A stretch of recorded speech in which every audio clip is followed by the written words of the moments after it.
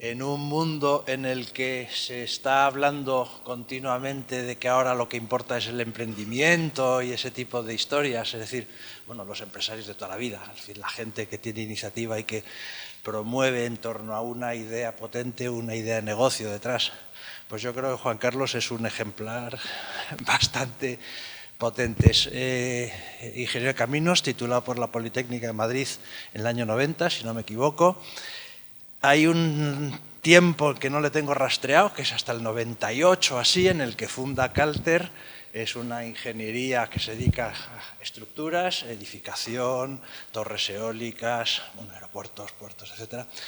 Pero en esas fechas también está o escribiendo o pensando en un texto que va a ser muy importante, que es el libro este de números gordos en el proyecto de estructuras. No me sé muy bien la historia, pero a su vez para publicar el libro crea una empresa de producción, de divulgación de libros científicos, que es CEINTER, que se crea en el 99. Me parece que la primera edición del libro, por lo menos la que yo tengo rastreada, desde 2001, y tiene otra edición en 2009, una cosa así. Ya has vendido 40 y tantos mil ejemplares. Vamos, de hecho, por aquí mis alumnos muchos lo llevan encima, ¿no? Porque realmente es, bueno, los números gordos, las tres ideas importantes que uno tiene que tener para saber cómo se comporta la estructura, para entender la estructura. En ese proceso de emprendimiento hace más cosas, porque luego, bueno, como se trata de ligar estructuras con formación tal, pues se mete a los temas de formación y monta otra empresa, más o menos, como socio también, que es Ingenio X y Z, que tiene que ver con la formación online en temas de estructuras, a base de píldoras educativas que acumuladas pues terminan dando una manera de entender las estructuras bien. Y más, o sea, luego la historia de PUS, ¿no? Los plegables estos pequeños, y luego más grandes. Y, bueno, realmente es una personalidad, a mi juicio, muy interesante por esa capacidad de, bueno, idea de negocio detrás. Vamos a ver cómo le sacamos un poquito de rendimiento y en el contexto no solo de la aplicación técnica, sino de la divulgación, la formación, etcétera, etcétera. Me parece que su enfoque, además, yo decía que el subtítulo de la conferencia es algo que yo llevo diciendo un montón de años también. Si no sabes el resultado de lo que va a salir, de lo que debe salir, más vale que no te metas con el problema porque te puede arrollar. Y en ese sentido, pues coincide mucho con nuestra perspectiva. Juan Carlos, muchas gracias por venir, muchas gracias por estar con nosotros. Y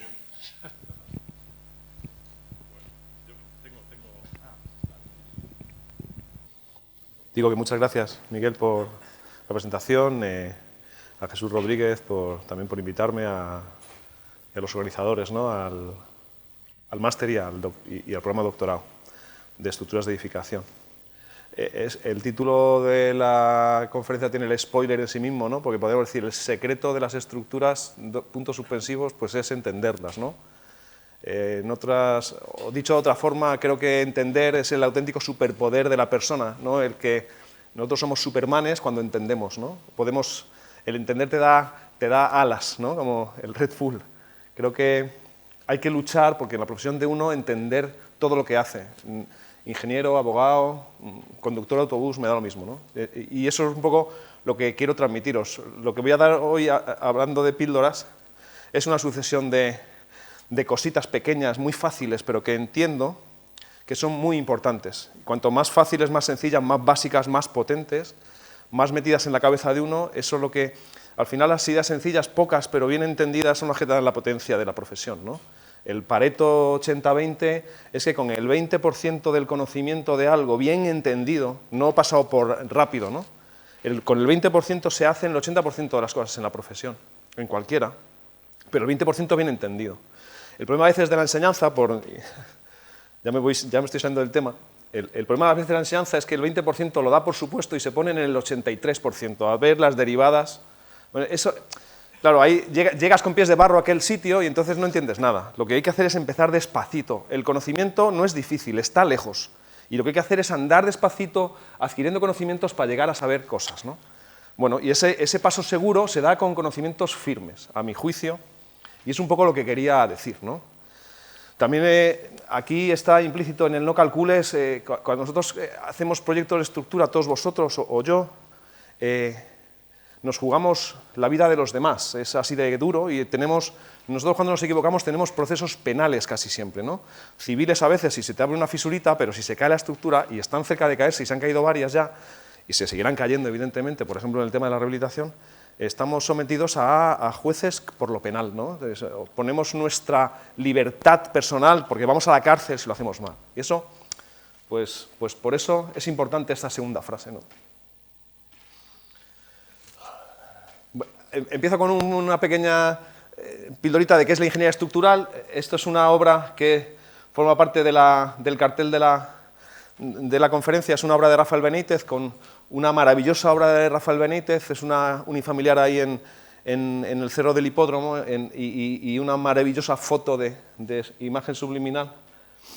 ¿Qué es la ingeniería estructural? Pues la ingeniería estructural es muchas cosas, es elegir la tipología, las dimensiones, calcularla, dimensionarla, dibujarla, detallarla, todo eso es ingeniería estructural. Pero la ingeniería estructural también es visitar al cliente, es hacer una oferta, pasarle un buen precio, ganar la competición, proyectarlo, entregarlo, defenderlo y cobrarlo, porque si no lo cobras no puedes hacer el siguiente, ¿no? Y eso también es una parte muy importante en la ingeniería estructural, de todos los oficios. Lo importante es entender. Como decía, voy a intentar daros unas cuantas píldoras seguidas y al final voy a acabar con una serie de aprendizajes que hemos tenido en obras concretas en la oficina, contando que cada obra de las que cuento tiene un pequeño aprendizaje que a mí me ha servido para sentirme feliz con mi profesión y para aprender cosas, ¿no? Y lo importante es entender, y Torroja pues es el paradigma de entender, ¿no? Y de saber lo que hace una estructura y cómo esconder las cosas que hacen que esa estructura no te sorprenda. Si ves más cosas no te sorprende, pero si ves así te sorprende, y eso es lo que, ¿no? La maravillosa estructura de Torroja, que para mí ha sido uno de los más grandes, ¿no? El oficio de todo ingeniero, de todo arquitecto, de todo proyectista estructural y también de todo profesional, a mi juicio consta de varias partes: el concepto, el orden de magnitud y la tecnología. El concepto, por ejemplo, una zapata rígida, ¿no? Pues es una estructura que recibe una carga vertical y la transmite con dos bielas y que necesita un tirante. ¿Y por qué necesita el tirante?, se preguntan a veces los alumnos, ¿no? Pues, bueno, los alumnos o algunos egresados que empiezan novatos en una oficina y dicen, bueno, y si es rígida, ¿por qué se tracciona, ¿no? ¿Qué pasa ahí? Bueno, pues es rígida porque necesita como mi alter ego que hace el pino en una mesa y la mesa está un poco sudada y entonces me doy un golpe, ¿no? Y entonces, ¿cómo mantengo el equilibrio de ese sistema estructural formado por mí y por las bielas? Pues con me quito la corbata y me la pongo como tirante, ¿no? El tie es la corbata del sistema que equilibra esa zapata. Bueno, entender eso te hace directamente no tener que saberte ninguna fórmula, que eso también es otro de los superpoderes, no saberte fórmulas, saber de qué dependen las cosas y si dependen de forma directamente proporcional o inversamente proporcional, saber hacer un par de ángulos, sumar, restar, multiplicar y dividir, ¿no? Ese es otro de los secretos de la ciencia de las estructuras, por lo menos de ese 20-80 de Pareto, ¿no? Claro, si te metes en saber lo que es la flexible, pues bueno, la flexible, a mí me gusta poner esta diapositiva porque flexible dice muchas cosas. Primero, que flexiona. Y si flexiona, es que flecta, coge flecha, tiene momento flector, ¿no? Todo ese tipo de palabras alrededor de la palabra flexible. Entonces la armadura pues se obtiene por necesidad, porque aquí en el arranque de la zapata hacia afuera del pilar, pues tienes un momento flector provocado por una tensión que está debajo, ¿no? Entonces te calculas el momento flector. Si hacéis el número, en realidad esto es un comportamiento, es un pedaleo mental de rígido flexible, porque en realidad, como número gordo, este número da exactamente lo mismo que el modelo rígido de bielas y tirantes, ¿no? Porque el modelo de bielas y tirantes de la norma dice que este punto en realidad no está aquí, sino está aquí a 0,15D, siendo D el canto útil, y el número gordo dice que el momento es, luego lo veremos, tiene un brazo entre la C y la T de 0,85D, pues es lo mismo. La EH ha cogido un número gordo para aplicar el método de bielas y tirantes o al revés, ¿no? El equilibrio es Dios. Dios está en varios sitios, está en el equilibrio, también está en los detalles, ¿no? Dios está en terminar, ¿no? Las cosas. Otra cosa muy importante que necesita tener el que tiene oficio, el que presume tenerlo, es tenedor de magnitud. Y para tenedor de magnitud, pues yo os pongo un ejemplito, que con la Alejandra nos hemos reído mucho en Twitter algunas veces poniendo si usted quiere ser un buen constructor de estructura, responda a esta pregunta. ¿Qué es un bar? ¿No? Ojo, se me ha ido la línea. Ojo con la respuesta, porque un bar, ¿no?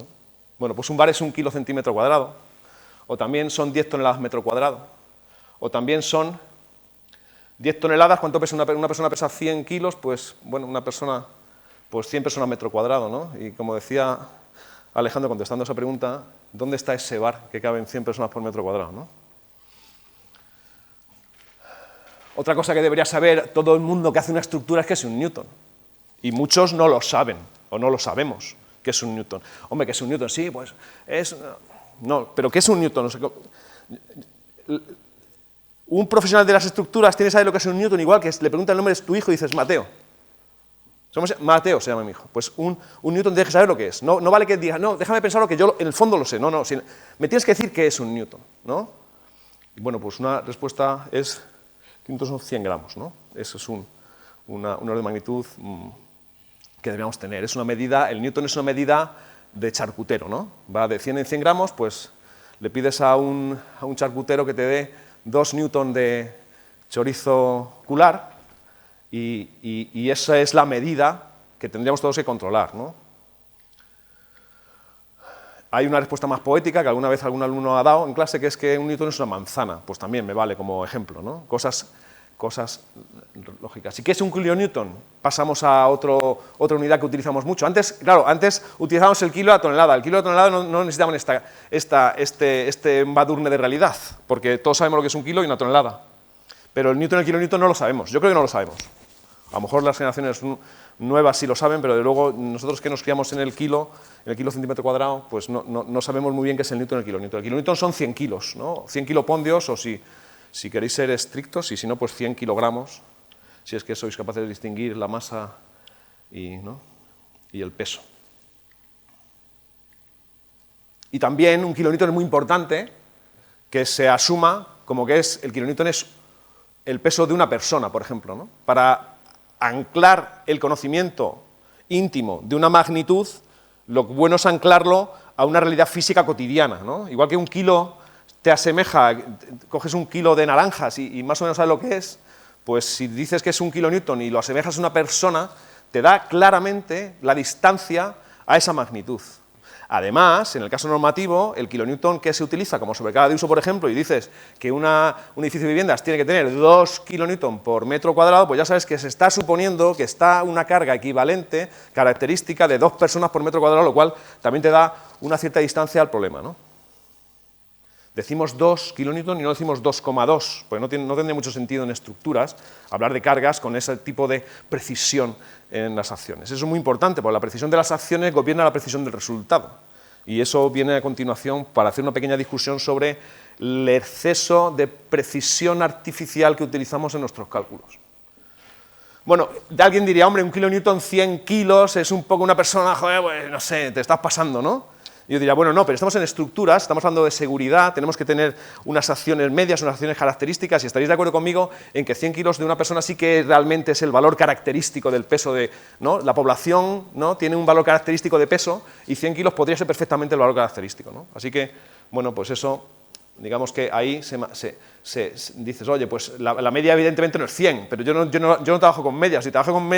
Si trabajásemos con medias, la mitad de la estructura se caería siempre, ¿no? Entonces no queremos trabajar con medias, queremos que la estructura no se caiga, no que la mitad no se caiga. Entonces trabajamos con valores característicos y 100 kilos entonces sí que coge todo el sentido.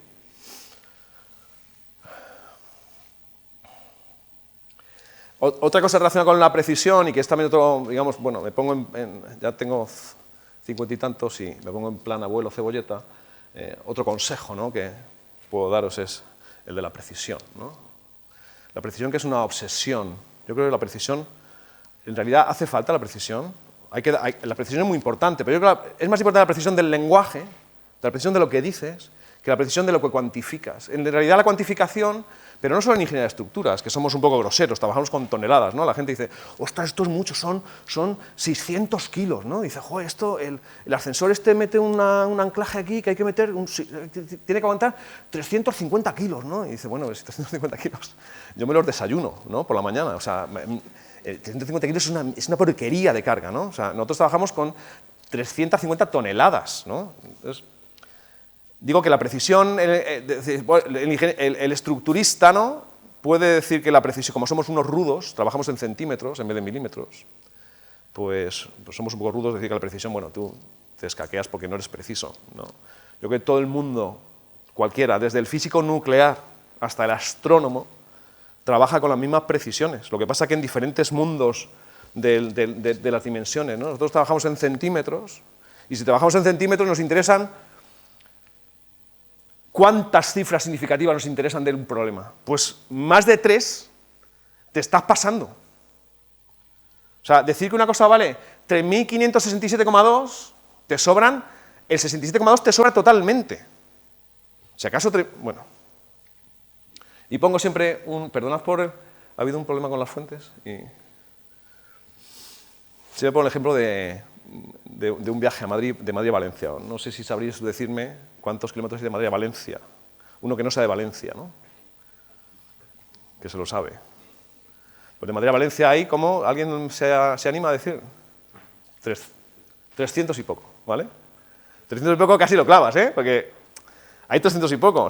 Bueno, ¿y cuántas cifras significativas es eso? Una cifra significativa. Y te da un orden de magnitud perfecto para saber cuánto vas a tardar a Valencia, 3 horas y un poco también, ¿no? O dice, no, 330, y dice, ostras, este es de Valencia, ¿eh? Se lo sabe, ¿vale? Y luego hay otro que dice, 334, y dice, no, macho, ya por ahí no paso. O sea, ¿en qué barrio vives de Valencia? ¿Y en qué barrio vives en Madrid? Porque claro, 330 o 332 o 300, ya la precisión empieza a ser una cosa un poco exagerada, con 3 cifras significativas. Si dices 334,2 ya, en fin, tú eres estudiante, tío. O sea, no. Y ya, bueno, pues está en la exageración de meter 25 cifras, ¿no? No tiene ningún sentido. Hay una obsesión por la precisión, pero es un artificio de la obsesión. Es decir, que la realidad de la precisión, como digo, he dicho antes eso, y no sé si lo he pasado de soslayo, la verdaderamente importante precisión está en el lenguaje. Hay que ser preciso hablando y decir qué es cada cosa de la que estás hablando y que se entienda bien. Lo demás, la precisión numérica, no necesita más que 2 o 3 cifras significativas. Porque fijaros, además, entre esa cifra y la otra, hay primero una porquería de error, un 0,18%. Tenemos unas acciones que las estamos metiendo con una cifra significativa, 2,0 kilonewton metro cuadrado. Y me estás dando un valor que tiene 6 cifras. No tiene ningún sentido. Y además otra cosa muy importante. Un profesional de algo tiene que controlar de forma absoluta ese algo. Un arquitecto tiene que saberse perfectamente todo de su estructura, todo de su arquitectura, todo de la distribución, todo de los materiales de fachada, todo de la forma de aislar el edificio, todo. Y no te puedes saber todo si lo sabes con esa precisión absurda. Luego tienes mucha más memoria de tu proyecto y lo controlas mucho más, si en vez de decir 2345,7 dice 2350, es más, si dice 2300 no digáis, 2400, tenéis un control total de vuestro proyecto, ¿no? Te permite, pues, hombre, en edificación, un proyecto no sé, típico puede tener 60, 200, 1000 tramos de pilar, tienes que tener el control de los axiles y los momentos y los esfuerzos, sino que en todos esos para saber que está bien, y no puedes controlar todo eso si tienes un conocimiento absurdo de guía telefónica de lo que le pasa a tu estructura, ¿no? Bueno, por la tecnología ha pasado de largo, pero bueno, es una cosa evidente, me parece que tampoco tengo mucho que contar sobre la tecnología, que es una parte también importante del oficio. Y luego pues, me he inventado una serie de frases, de proverbios chinos y de cosas que parecen que lo son, pero no lo son, ¿no? Son fakes, que hay muchos fakes en la construcción, muchas noticias de cosas que crees que son porque te lo han dicho, en realidad cuando lo piensas no son así, ¿no? Hay mucha tradición oral en la construcción, en estructuras también. Aunque parece una cosa muy, muy ordenada y muy ortodoxa, muy pragmática, ¿no?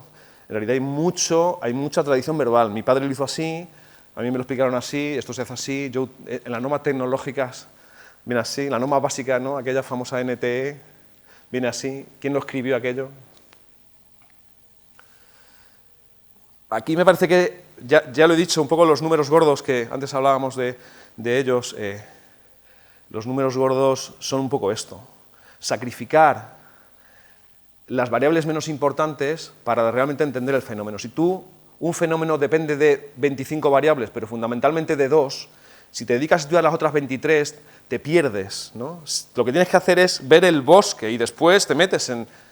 Primero lo tienes que ver desde arriba y ver qué es lo realmente importante. Entonces tienes que, para entender el fenómeno, tienes que empezar por sacrificar todas las variables que son de segundo orden y entender cuáles son las variables de primer orden y después dar el siguiente paso, ¿no?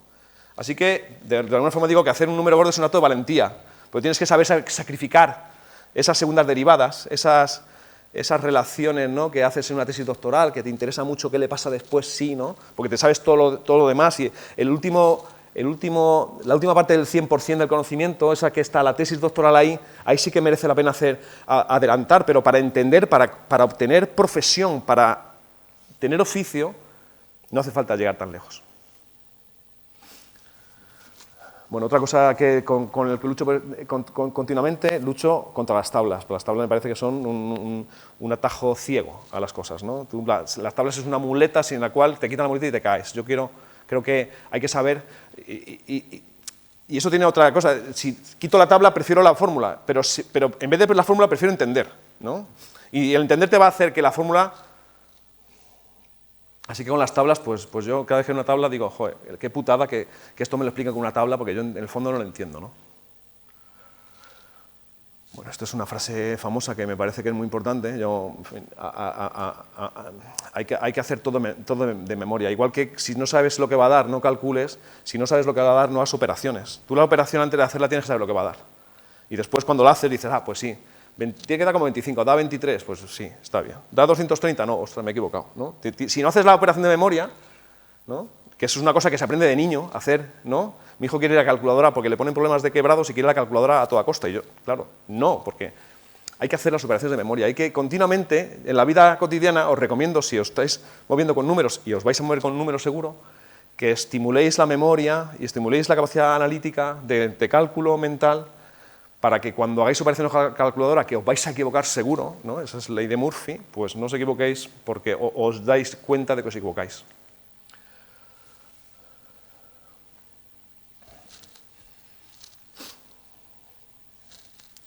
Me quedo aquí parado porque esta frase, la verdad es que me parece súper importante. Hay un libro de Zinter, de esta editorial. Bueno, yo, por cierto, decías que no sabías qué había hecho del 90 al 98. Del 90 al 98 estuve en el sótano menor 2 de la Escuela de Caminos trabajando en la cátedra de hormigón, ahí calladito, sin hacer ruido, cogiendo fuerza para salir a la vida real. La ingeniería es humana es un libro de Petrovsky. Petrovsky es un ingeniero yanqui que tiene unas... en fin, es un ingeniero de letras, ¿no?, que cuenta cosas de aquí cuenta fallos de la ingeniería y cómo de los fallos se ha aprendido cosas, ¿no? Y es que, pongo esto del libro por hacer propaganda, pero porque tiene mucho que ver con esta frase. Las estructuras nunca las conocemos bien porque las sobrecalculamos lógicamente, ¿no? Nosotros, por la seguridad que tenemos que dar a la sociedad de que las estructuras no se caigan, trabajamos con valores característicos que luego mayoramos, con acciones, con materiales característicos que luego minoramos, y de ese compendio cogemos una sobreseguridad lógica para la sociedad, pero también cogemos una distancia a la realidad que nos impide entender las cosas, o por lo menos asegurar que las cosas están mal hechas. Es una putada, con perdón. Porque lo que construimos no es un prototipo, digamos, ensayable. Lo que construimos es una cosa que está muy lejos de que vaya a romper. Y muy lejos es lo que dice la normativa. Pero si tú te equivocas, lo que primero que haces al equivocarte es disminuir ese margen. Pero ¿hasta qué punto lo has disminuido? Pues solo sabes que realmente te has equivocado cuando lo has pasado tanto que se te caen las cosas, ¿no? De tal forma que en el fondo el coeficiente de seguridad que es muy importante para la sociedad, es una putada para los técnicos, porque no nos permite aprender, ¿no? Así que se aprende de dos formas, o investigando, haciendo prototipos en el tal, que no, o construyendo, desde luego no se aprende, por desgracia, ¿no? Nosotros hacemos en la oficina un proyecto mal hecho, mal calculado, y nunca nos enteraremos porque probablemente no nos hayamos equivocado tanto como para que la estructura se caiga, y por tanto nunca lo sabremos. Hemos pensado, somos así de arrogantes, que lo hemos hecho estupendamente, y no. ¿No por qué? ¿Por culpa del coeficiente de seguridad? Bueno, por culpa, perdonadme el sé por culpa que entrecomilladlo, pero bueno, es así, ¿no? Así que el coeficiente de seguridad es una venda en los ojos, porque no sabemos a qué distancia estamos del precipicio, ¿no? No lo sabemos, o si nos equivocamos, y bueno, en fin, el puente de Tacoma, que es el objeto de la portada de este libro, pues es un ejemplo clarísimo, ¿no? No sé si Morandi es otro ejemplo claro, ¿no? El Génova. Porque hay unas técnicas que bueno, tienen su vida útil, ¿no? Y bueno, es un poco, quizás un poco, no es un buen ejemplo Morandi, pero no me podía ir sin decirlo. Bueno, esta es la frase que da lugar al subtítulo: no calcules nada si antes de calcular no sabes lo que va a dar. Eso hace que no puedas calcular nada, tienes que calcular el calor de gente que sabe. Yo creo que es importante que se calcule con equipos que te den confianza. Cuando yo le doy mucho valor a aquel que sale solo y se pone a calcular por sí mismo después de haber escuchado cosas en la universidad, ¿no? Me parece que es una... Yo estuve trabajando mucho tiempo, varios años en una empresa consultora, y después me puse por mi cuenta y, ostras, sientes un vacío, ¿no?, tan grande, tan nervioso por no saber o por tener miedo a lo que pasa con tus proyectos, ¿no? Ese miedo que en las estructuras, claro, las consecuencias son graves, y si no haces cosas que ya sabes hacer y das un pasito para adelante, y tienes que dar pasitos para adelante en la vida profesional porque todos lo han dado y todos los hemos dado, hacemos cosas por encima de nuestras posibilidades, porque si no nos quedaremos anclados y al final perderíamos nuestro trabajo. Tenemos que seguir siempre adelantando un poquito, pues eso te pone en un sitio de miedo, que está relacionado con... Bueno, algunas otras ideas. Aquí digo un capitulito de ideas que están muy arraigadas, pero que son... pero que son falsas, ¿no? Bueno, una idea muy arraigada y que es, bueno, una cosa que utilizamos mucho y que es falsa, ¿no?, son las hipótesis del cálculo estructural en hormigón armado, que son las Bernoulli y compatibilidad, ¿no? La planidad de secciones, que es una hipótesis ahí, ¿no?, una enciclopedia puesta ahí, plunch, ¿no?, una hipótesis Bernoulli, ¿no? La planidad de secciones, pues es falso. Las estructuras no se deforman de forma plana en el 70% de las secciones de la estructura. La compatibilidad es falsa. No hay compatibilidad de formaciones. Bueno, se puede plantear la compatibilidad de forma integral en una estructura. Sin embargo, aunque son falsas, hay que saberlo, pero también hay que saber, esto es un poco terrorista, ¿no?, decir eso así. También hay que saber que utilizando estas hipótesis se construye un mundo de cálculo de estructuras que nos sirve y que es seguro, ¿no? O sea, bueno, es bueno saber que lo que utilizas está bien, es útil, y también que si analizas, ¿no?, pues analizas en profundidad, te vas a ese mundo de doctorado e intentas pensar en Bernoulli, la compatibilidad, regiones B, regiones D, adherencia, no sé qué, pues resulta que eso no es cierto, y no te sorprendas, no es cierto. Para el 20% para el 80% de la profesión es útil, para el último 20% pues es falso. No, es bueno saberlo, yo creo. Otra paradoja, ¿no?, del comportamiento estructural. Nosotros calculamos esfuerzos elásticos fundamentalmente. Casi todas las estructuras se hacen con análisis elástico. Los momentos frictores, la ciencia de materiales es el dios, ¿no?, también, para la mayoría de los proyectos. Pero luego, sin embargo, cuando vamos a analizar el hormigón, lo hacemos con un análisis no lineal. ¿Tiene sentido analizar elásticamente y analizar secciones de forma plástica o elastoplástica? Pues no está muy relacionado, pero bueno, también os digo, eso es mentira, pero la técnica nos ha desarrollado un corpus que nos hace decir que haciendo eso estamos bien y estamos seguros, ¿no? Pero que sepamos que estamos siendo un poco bicéfalos, o no, un poco... hacemos una cosa por un lado, análisis, Y por otro lado, hacemos cálculo de secciones, utilizamos técnicas diferentes. Si realmente dijésemos que las secciones son plásticas y no lo creyésemos y lo metiésemos en el cálculo lineal, pues entonces habría que reformularse el cálculo. Bueno, en fin, evidentemente el comportamiento no lineal de los materiales está claro, ¿no? Esto lo pongo siempre porque me gusta siempre llamar la atención sobre en la profesión, ya esto es un poco foco en ingenieros de estructuras, ¿no? Que hace pues, naves industriales o aparcamientos subterráneos, que hace muchas soleras.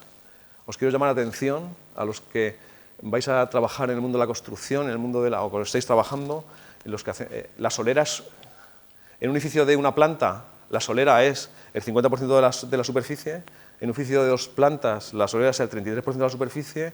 La solera es una cantidad inmensa de superficie que requiere su cariño, ¿no? Y el cariño que le damos en los proyectos es que damos una sección transversal, una losa de 15 armada en no sé qué cara, la de arriba o la de abajo, y abajo un encachado que nos inventamos, ¿no? Y damos una sección transversal y con eso se hace un porcentaje grandísimo del proyecto. Si la estructura no tiene muchas exigencias, pues a lo mejor se fisurará y a nadie le importa, pero creo que es una estructura que hay que tener en cuenta y que además cada vez más esas soleras los clientes exigen que sean de calidad y por tanto hay estrategias de armado que no tienen sentido, como armar soleras a una cara, ¿no? Eso se hace, en fin, no tiene sentido porque armar soleras a una cara solo aguantan flectores de un signo y si tú sobre una solera metes una rueda, el cambio de curvatura es evidente, tienes positivos debajo de la rueda y negativos a los lados. Entonces tienes que tener armadura en 2 caras. Y si no tienes la armadura en 2 caras, no estás haciendo una estructura, le estás dando muy poca importancia. Bueno, tened cuidado con eso, porque hay muchos pleitos alrededor de fisuraciones, ¿no? Bueno, tiene tan poca importancia que los de las soleras son los de los pavimentos, ¿no? Y los de no son los estructuristas. Los que hacen las estructuras en la obra se llaman estructuristas. Y los pavimentos lo hace otro, ¿no? Un tío que no tiene nada que ver con las estructuras. Otra idea irrigada que es que la viga de cimentación es muy útil, ¿no? Yo os reto a que hagáis un calculito de qué útil es una viga de cimentación, o dicho de otra forma, poned una viga de cimentación y sometedla a un esfuerzo provocado por un axil de un pilar que cae debajo, a ver si realmente la flecha que recoge esa viga de cimentación que la ponéis para evitar asientos diferenciales es capaz realmente de asumir ese asiento diferencial, o tiene más flecha que el asiento que tiene, ¿no? Tendrá sentido hacer vigas de cimentación para coger asientos diferenciales si hacemos una viga muy rígida, pero valorad qué rigidez hay que darle a una viga que en una estructura de 5 metros de luz tienes que poner una viga de 10 metros de luz porque falla el pilar central, a ver qué rigidez hay que darle a esa viga de 10 metros de luz para que coja ese asiento diferencial, pues me parece que es intratable. O sea, esta es la típica cosa esto es el cantar del mío Cid, ¿no? Autor anónimo, pues esto es lo mismo. Esto es tradición oral, como lo de atar todas las vigas de cimentación de un edificio, o como alguna otra cosa que vemos después. Lo importante es lo accesorio, también otras cosas que le pasan a las estructuras que creemos que son importantes y no lo son. La resistencia del hormigón no es nada importante para la resistencia de la estructura, nada importante. En flexión, digo, Si fuese importante esta viga le hubiese pasado algo, y no le ha pasado casi nada. Le ha perdido la capa de compresión, eso es una obra de aquel lado.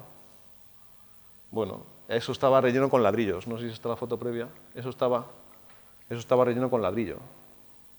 Era la capa de compresión, O sea, bueno, pues el ladrillo hace las funciones del hormigón, ¿no? El hormigón no es tan importante. Bueno, eso cosas que pasan en rehabilitación, locuras como esta, ¿no?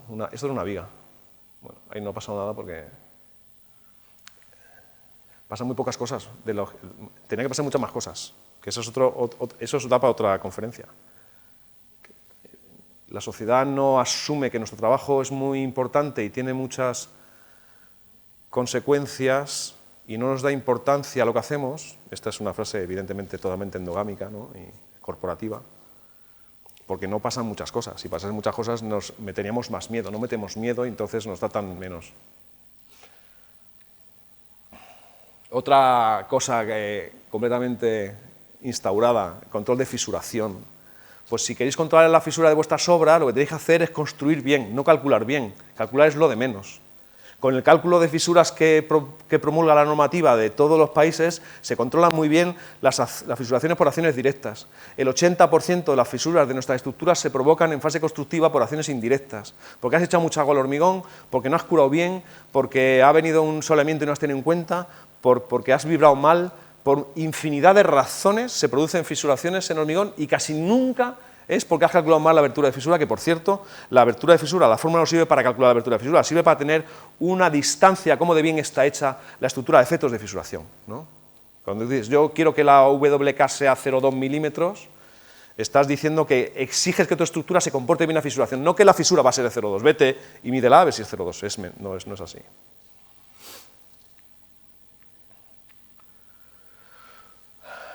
Ideas. También tener ideas claras. Bueno, aquí pongo estos son algunos dibujitos que utilizamos en ingenio.xyz para explicar algunas cosas, ¿no? Esto es lo que le pasa al muro cuando el terreno está empujando activamente, eso es un empuje activo. Si el señor estuviese ganando la carrera al muro, estuviese empujando el muro hacia adentro, el terreno haría un empuje pasivo, ¿no? Así que bueno, ahí se ve cómo se mueve y cómo el empuje activo está haciendo las suyas. ¿Y cómo se entiende un muro? Pues un muro se entiende dibujándolo con las manos, ¿no? Y dibujando sus deformadas, viendo el muro negro, cómo se carga con los empujes y qué pasa cuando el muro, imaginándoselo como plastilina, ¿qué le ocurre al muro? Pues el muro tiene una flexión positiva en el talón, en la puntera, una flexión negativa porque el peso de las tierras lo carga y una flexión hacia afuera del hastial, y por lo tanto, si sabemos que el empuje hace una flexión en el hastial, sabemos calcular el momento en la base. Si sabemos que el muro se quiere levantar y tiene un peso de tierra, sabemos calcular perfectamente que este flector en la base de la puntera es debido al peso de las tierras, sabemos calcularlo. Y lo mismo con la puntera, que la puntera se calcula evidentemente por la puntera se quiere meter hacia adentro y ¿qué no le deja? La tensión del terreno. Pues la tensión del terreno actuando te permite calcular un momento flector y con ese momento flector armar, de tal forma que la armadura, aquí falta una armadura, ¿no? Sería la armadura del hastial que se pone ahí, la armadura de la puntera que se pone debajo y la armadura del talón que se pone arriba por razones evidentes, ¿no?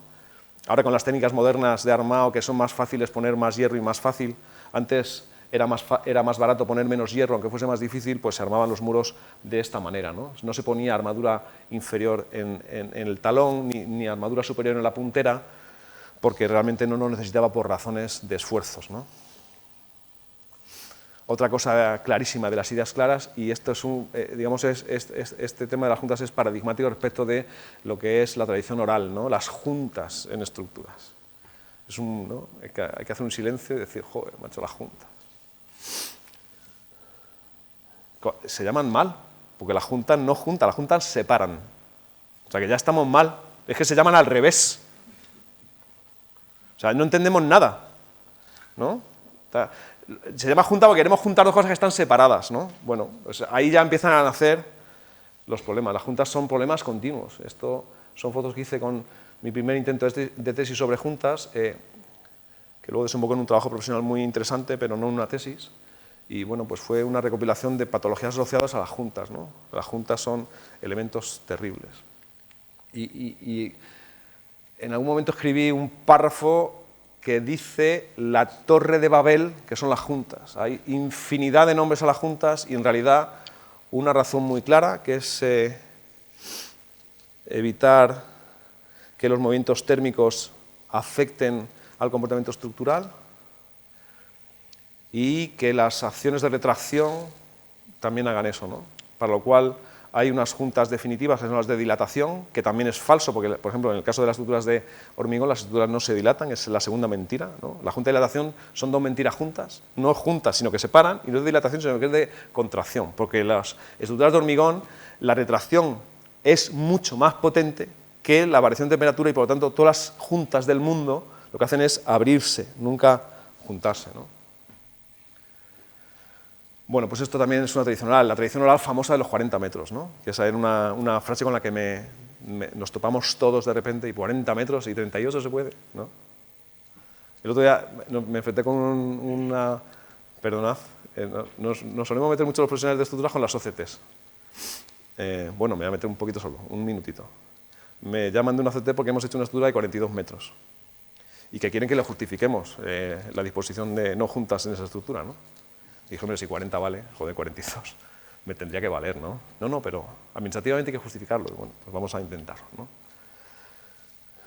40 metros es una medida, ¿no? Autor anónimo de esa frase, ¿no? No sé quién la dijo, pero ha tenido una repercusión brutal.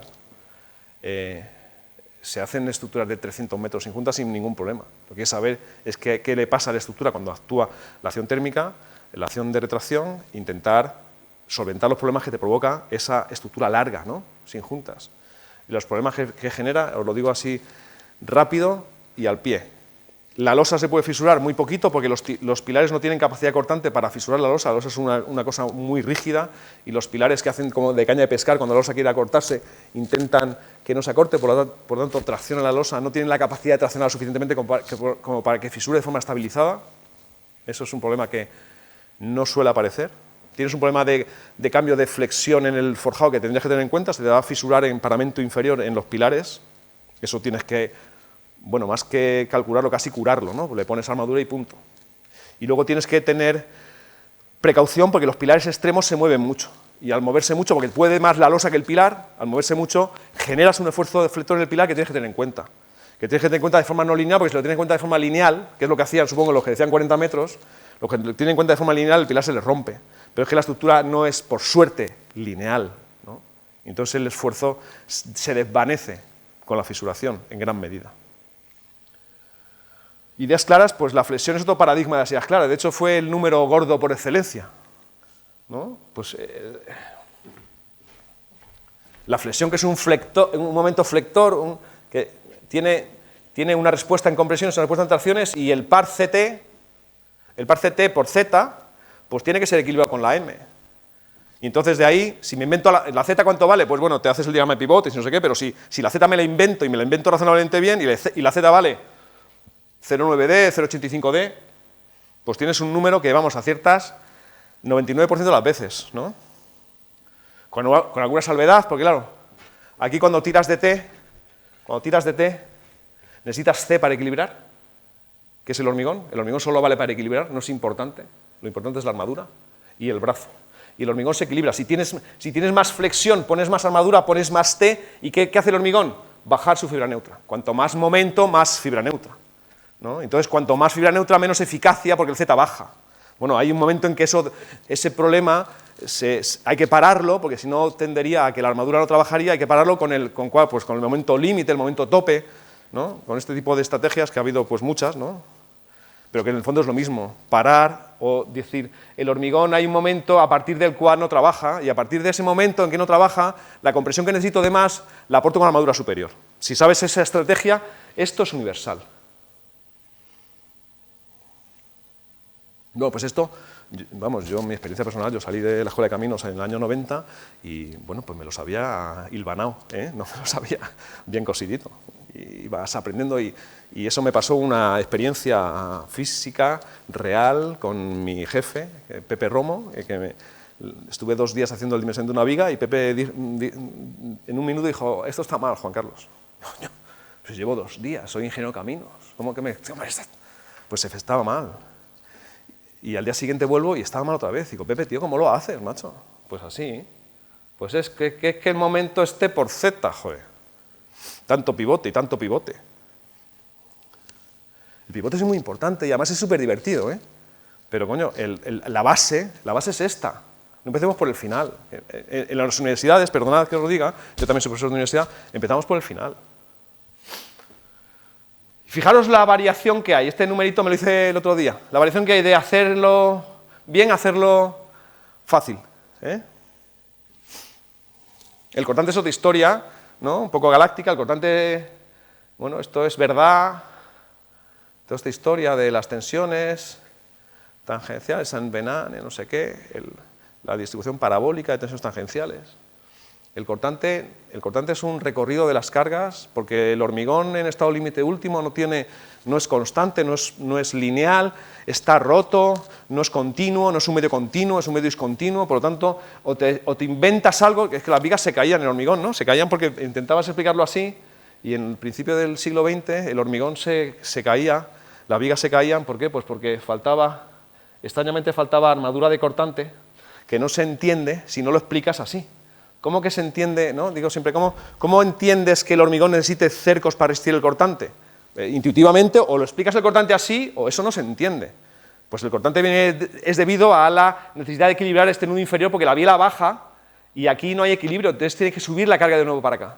De tal forma que al final lo que pasa es que el cortante, que es un recorrido de las cargas, es como, explicamos en Ingenio, es como si fuesen unos forfais, unos esquiadores en el que a cada paso, primero hay un esquiador, luego te montas en el remonte, se sube otro esquiador, te montas en el remonte, es como si fuese un recorrido de autobús en el cual se van subiendo diferentes personajes y lo que hace la biela, la pista de esquí, lo que hace el hormigón muy bien es bajar las compresiones y lo que hace muy mal es subir las tracciones que son necesarias porque tiene que llegar desde donde está la carga hasta el apoyo, que está muy lejos y tiene muy poco canto, no hay forma de llegar de forma directa, ¿no? Tienes que llegar a escalones y esos escalones los facilita el cortante, ¿no?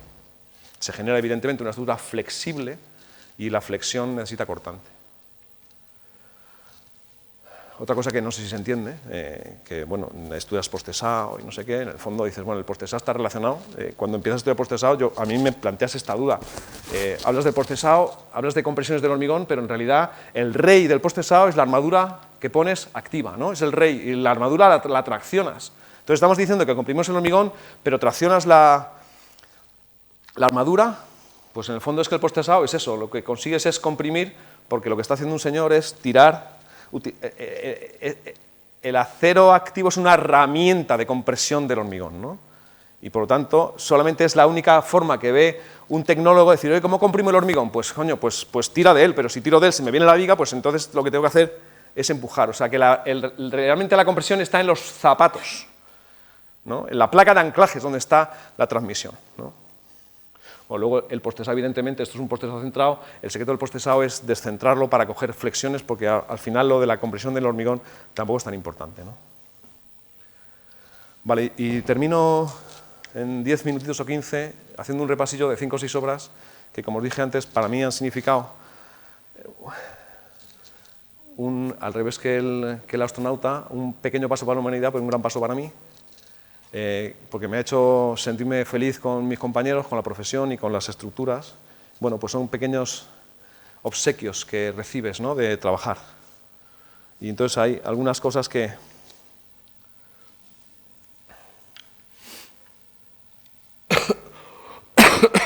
Perdonad. Eso es la rehabilitación de un convento, está en la Autónoma, va a ser un colegio. Nos encontramos con un forjado que va de muro a muro, en realidad esos son, creo que son 4,5 metros, 5 metros de luz, es un forjado hecho en los años 40, es un forjado que si conocéis un poco de rehabilitación, se llama forjado autárquico, es un forjado, a mí me hace mucha gracia, porque el autárquico es como dicen, forjado nacionalsocialista, ¿no? Forjado de derechas, forjado de izquierda. El forjado autárquico, la autarquía, ¿no? La época en la que no se podían hacer otras cosas porque no se podía comprar, tenías que hacer con lo que había, hacías cosas, y entonces a este forjado lo llamaron así, ¿no? Forjado hecho con lo que hay. Bueno, pues este forjado, aquí aprendimos una cosa. Este forjado lleva hecho toda la vida, aquí había unas monjitas, ahora va a ser un colegio, y nos hicimos unos números, vimos la armadura que llevaba, nos lo dijeron o la miramos, y bueno, no tiene muy buena pinta las vigas, ¿no?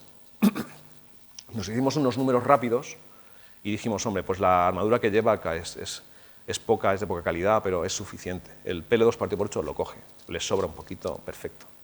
Joder, ¿cómo va a ser que este forjado que existe no funcione? Pues tendría que funcionar, la carga no es mucho más y tal, bueno.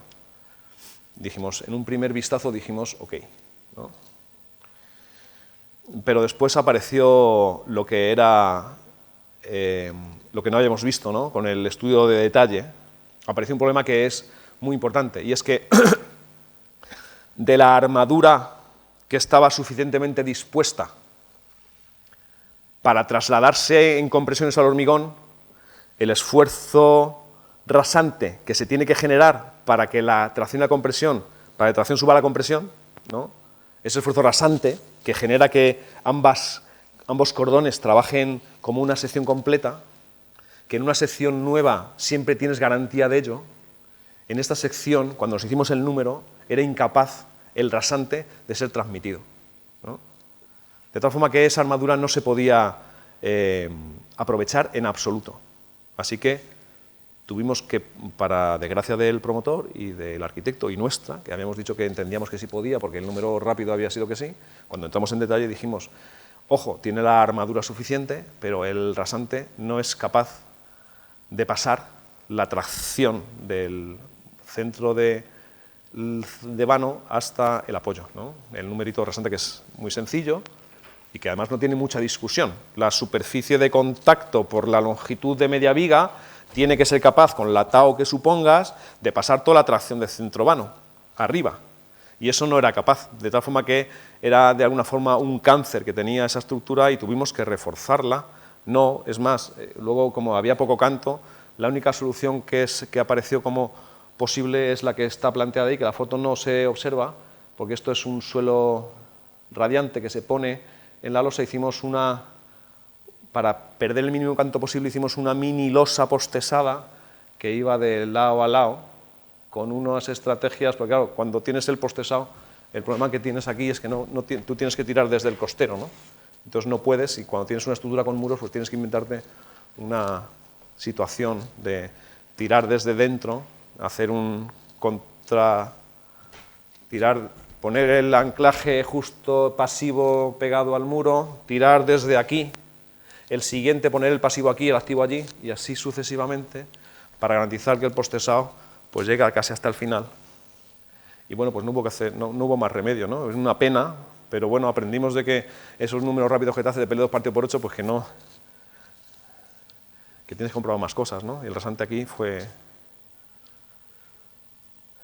Este es un edificio existente en la Castellana, que ya está reformado y que esta remonta no se va a hacer. Lo que pasa es que ahora está muy de moda las remontas, varios edificios simbólicos de Madrid van a ser remontados en breve.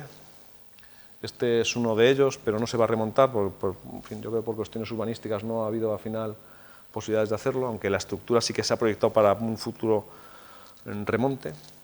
Y lo traigo aquí porque hicimos una valoración del remonte en función del informe geotécnico que había de la zona, ¿no? Entonces, suponeros que el edificio... Bueno, hacemos un informe geotécnico con una empresa de geotecnia y nos dice que la tensión admisible es 3, ¿no?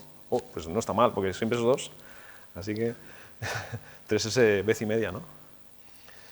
Y claro, cuando hacemos los números de la torre que está con carga permanente, o suponiendo que es en sobrecarga, hacemos los números y realmente esta torre está transmitiendo al terreno 8. Entonces algo hay mal, ¿no? No puede ser que esté transmitiendo 8 y que me digas que la tensión es 3, ¿no? Bueno, esa enseñanza también de hacer números reales para comprobar numéricamente lo que es verdad y lo que no, pues es importante. Y aquí lo que hicimos es intentar profundizar en el estudio geotécnico del terreno para... ¿Qué es lo que pasa? Pues que te es mentira, evidentemente, y que tiene que ser más, ¿no? Porque no se puede tener si no, la estructura se habría caído. Esa lectura tiene que ser hecha por un experto, el experto geotécnico de turno, ¿no? En este caso Manuel Romana, pues hizo un estudio específico del terreno, de la historia del terreno, que es muy importante. Y él, además me acuerdo que decía, es que Azca se conoce, ¿no? ¿Hacemos sondeos, Manolo? No hace falta hacer sondeos. Si hay 200 artículos de la zona que dicen cómo se está comportando, con eso sacamos perfectamente las características. Hicimos unos cuantos sondeos de cotejo, pero bueno, valía con su intuición previa.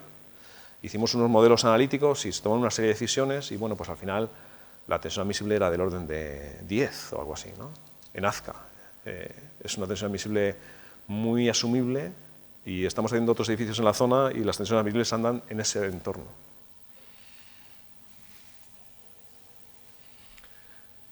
No pongo fotos de la obra, porque es una obra que existe y bueno, no puedo poner la foto. Esta obra fue muy curiosa porque se detectaron patologías de flecha en un evento ornamental de una estructura pública en el norte de España. Habían hecho unas bandejas de hormigón prefabricado que solo aguantaban a sí mismas. Se habían puesto y se habían fisurado.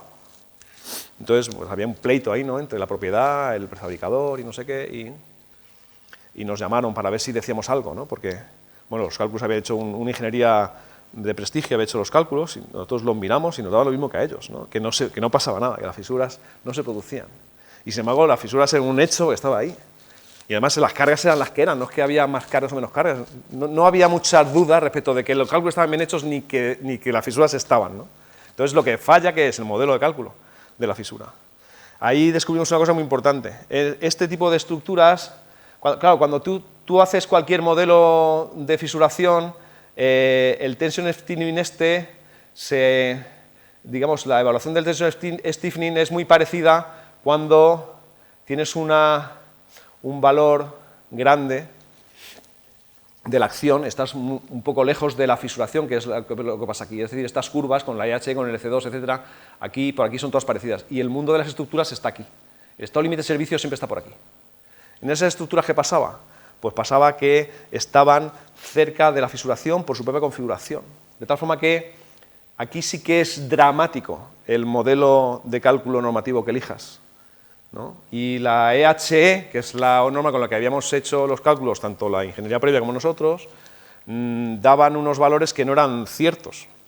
Así que lo que hicimos fue aplicar el eurocódigo, que ahí sí que tiene un poquito más de herramientas para, en vez de hacer una formulación simplificada, hacer una integración de curvaturas y poder obtener la flecha de forma un poco más sensata. Y efectivamente el eurocódigo y la aplicación de unas fórmulas un poco más profundas, pues decían que el elemento debía de fisurarse, ¿no? Así que, ¿qué es lo que había pasado en realidad? Bueno, no sé quién tiene de esto no tiene la culpa nadie, ¿no? El rey que firma la norma, ¿no? No sé quién tiene la culpa de esto. Pero bueno, el hecho es que, claro, te aprendes a decir, oye, cuidado con los modelos. Claro, los modelos se mueven bien donde se ensayan, pero donde no se ensayan, como te lo estás inventando, pues hay cosas que, ostras, si te entiendes, hay que tener cuidado con los modelos, ¿no? Las normas van a lo que pasa habitualmente, y en una fisuración lo que no es lógico es que una estructura esté sometida durante su vida a un momento parecido al de fisuración, ¿no? Una estructura a flexión. Otro momento muy bonito en la oficina fue cuando hicimos una cosa que muchos presidentes del Real Madrid querían hacer y nosotros, pues, nos llamaron para intentar solventar, este es el primer anfiteatro del Bernabéu y querían sacar, siempre había, los que se sientan aquí debajo tenían demasiado cielo, entonces se le podía acogotar un poco más con una fila más en la parte de arriba, ¿no? Entonces de aquí, además es oro puro porque sacan una pasta de esa fila, con lo cual la obra sí eran capaces de amortizarla en 5 partidos de Champions, ¿no? Casi. Así que bueno, claro, el reto era que esta estructura de Fernández Casado, de Don Carlos, de los años 30, era un estadio autárquico también, como el Forjado, ¿no? Estos son los planos originales. Os aseguro que está armada como anillo al dedo, o sea, no sobra ni un centímetro cuadrado, es todo perfecto. Entonces no podíamos, digamos, aprovechar nada de la estructura, nos daba miedo, claro, para sacar algo aquí debajo, pues nos daba miedo meterle esfuerzos, había que reforzar todo lo que metieses, ¿no? Perdón, me he ido. Entonces lo que era muy complicado, porque la carga aquí, la carga en el borde, evidentemente genera en el puntal existente un momento flector negativo. El momento flector negativo requiere armadura superior. La armadura superior había que tirar la grada para hacerlo. Eso se repite, el pórtico se está 75 veces en el Bernabéu. No se puede hacer 75 actuaciones de forma razonable en un hormigón muy viejo, porque tampoco estaba tan fenomenal el hormigón. Armado estrictamente, en fin, no se podía establecer ese criterio de armado, así que invalidaba la posición de la fila. Entonces, bueno, esta es una eureka que nace de repente, el de las canas de la OFI, Alberto, llega un día y dice, pues como pasa, estaba en el baño y me acordé y dije, jo, ¿no? Eso pasa mucho. Y fue la típica momento de satisfacción y dice, oye, creo que aunque te parezca mentira, Juan Carlos, un puntal puesto aquí va a ser capaz de cambiar, y era una intuición que luego se validó con los modelos, este momento negativo que aparece aquí desaparece y se convierte el esfuerzo general de la viga en una tracción generalizada, que hay que ser capaz, claro, si es tracción, es un esfuerzo central, si es un esfuerzo central, soy capaz de pegar algo por los lados para llevarme el esfuerzo hasta arriba, y hay que pasarlo por aquí agujereando. Agujerear. Bueno, pues revisamos los números de, bueno, la estructura de Don Carlos y vimos que, curiosamente, aquí había un sobreincremento de armadura que nos permitió garantizar, mediante un puntal, una fibra de carbono adecuadamente anclada, y sin tocar esto porque la armadura que había sobreabundante en esta zona nos permitía no agujerear, llevárselo al tirante retenida y hacer que la estructura esa funcionase perfectamente. Bueno, eso fue una idea magnífica porque no tuvimos que, en los 75 pórticos, no tuvimos que tocar nada prácticamente, más que hacer, hombre, unos cuantos agujeros que costaron lo suyo, ¿ya? Y pudimos hacer la obra. Este es un momento, bueno, un pequeño paso para la humanidad, pero un paso importante para Calter, ¿no? Otro ejemplo, y ya creo que me queda uno más, me parece. Otro ejemplo que a mí me resultó bonito fue enfrentarme a un problema de refuerzo de una estructura. Este reflejo aquí, curvo que veis, es la planta de un muro que nace de este forjado y que recoge un graderío. El muro inicialmente iba en otro sitio y se decide cambiar por llevarlo aquí. Entonces recibimos un cálculo de una ingeniería y dicen que esta losa tiene que ser terriblemente reforzada con fibra de carbono, esto es una estructura de vigas perpendiculares y losa entre vigas, y el proyecto que recibíamos estaba completamente lleno de fibra de carbono por todos lados, en dos direcciones, las vigas, las losas, etc., ¿no? Ya es que después de pensar un rato, lo que dijimos es que, claro, aquí lo que pasa es que el que hizo el cálculo se confundió y dijo, estas dos rayas son un muro y son acciones axiles que bajan al forjado. Y metió en el forjado unas flechitas que indican las cargas. Pero en realidad eso no es así, porque esas cargas están embebidas en un muro por el que bajan, que tiene una rigidez terrible, que serían 3 o 4 metros de alto, y por lo tanto no son cargas puras. Lo que es un muro que baja, y un muro que tiene rigidez, es una viga de gran canto. De tal forma que, por ejemplo, entre este pilar y este, evidentemente, la viga de abajo no trabaja, trabaja el muro a flexión. Entre este punto y este, que hay otro pilar, esta viga, este muro, no es una acción en sí, sino que es un elemento de rigidez. Es el muro por sí mismo perfectamente capaz, adecuadamente apoyado en los pilares que estaba, además, curiosamente, pasaba por suficientes pilares como para decir que eso no era una acción sobre el forjado en absoluto. Jamás iba a llegar esa carga al forjado porque la rigidez del muro se lo impedía. Y la carga iba a bajar no al forjado, sino a los pilares, que eran los siguientes elementos rígidos, ¿no? El famoso camino de las cargas, que hay que tener siempre en cuenta en las estructuras. De tal forma que al final lo que dijimos, mira, pues, ¿cuánto era que te ibas a gastar en fibras? 3 millones, hablamos, ¿no? Bueno, hicimos un adecuado refuerzo con vigas y tirantes de los pilares afectados y bueno, al final dices, hay números gordos, pero también en las estructuras también tiene, además de números gordos, tiene que haber números finos, ¿no? No se puede hacer cosas con números gordos solo, ¿no? Hay que llegar más allá, hay que hacer cálculos buenos, hay que hacer cálculos detallados, hay que descubrir paradojas que los modelos te enseñan que tú a lo mejor no has podido pensar, ¿no? Hay que detallar bien todo, hay que tener mucho gusto por el detalle. Este es un caso también paradójico, os lo pongo como caso de informe que recibimos que estaba mal hecho. Esto es un hotel en Marbella, ¿eso es Marbella? Es un hotel primera línea y es un edificio antiguo en el que hay un informe, porque lo quieren rehabilitar los dueños, que dice que, el informe dice lo siguiente en resumidas cuentas, es un informe no muy grande, tiene muchas fotos y tal, dice, esta estructura es de hormigón, se construyó en no sé qué año, en aquel año había una norma, ahora hay otra, la estructura no vale. Ese es el informe, ¿no? Y dices, joder, no se puede hacer profesionalmente, a mí me parece que eso no está bien, no puedes hacer un informe que diga, pues entonces, vale, hay que reforzar este hotel y España entera, ¿no? Empezamos por aquí, si queréis, y ya seguimos, hasta Madrid, reforzando, porque todas las estructuras hechas en tal fecha están hechas con la norma tal fecha. Bueno, pues evidentemente los dueños del hotel les dijimos, oye, eso es verdad, pero no es óbice para que la estructura esté bien o mal, pero habrá que hacer un análisis, ¿no? A lo mejor está débilmente armado o débilmente proyectado, pero bueno. Un ejemplo de informe que... Esta es una estructura muy chula que es Aquí nosotros hicimos, esta es la Sevilla 30, por debajo, esta es una pasarela que comunica ambos lados de la Sevilla 30 y al fondo está un edificio, este no sé si es el edificio de Abengoa, no, esta es la foto hecha desde el edificio de Abengoa, que está a este lado, el campus de Palmas Altas, y es una estructura de cubrición que no tiene casi ningún compromiso estructural y que nos nos encarga el cliente porque dice que hay una ingeniería que ha hecho esta estructura, que es, como veis, de barras cruzadas y que les ha dado una dimensión de 25 centímetros de tubo y que le parece muy grande, ¿no? Entonces la pregunta, aquí lo traigo a colación porque aquí en esta estructura, lo más importante es saber cuál es la limitación de cálculo, ¿no? Porque las acciones están claras y ¿qué limitas ahí? Que no se rompa, si eso no se va a romper jamás.